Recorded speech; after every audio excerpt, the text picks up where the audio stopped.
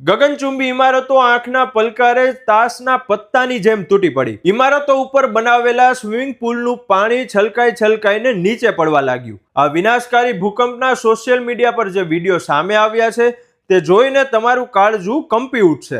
Myanmar અને થાઈલેન્ડમાં આવેલા ખતરનાક ભૂકંપે બંને દેશોમાં ભારે તબાહી મચાવી છે। ભારતના પાડોશી દેશ મ્યાનમારમાં શુક્રવારે જોરદાર બે ભૂકંપના આંચકા આવ્યા।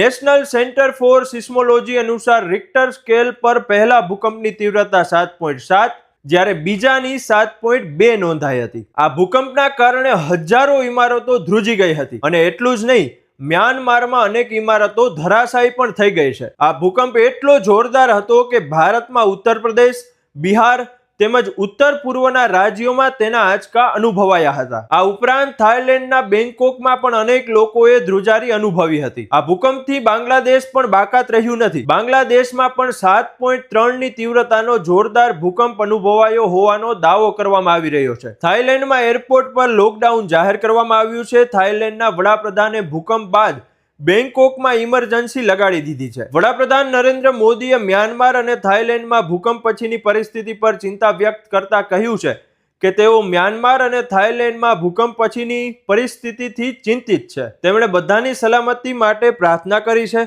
ભારત શક્ય તમામ મદદ પૂરી પાડવા તૈયાર છે। આ સાથે વિદેશ મંત્રાલયને મ્યાનમાર અને થાઈલેન્ડની સરકારો સાથે સંપર્કમાં રહેવા માટે કહેવામાં આવ્યું છે।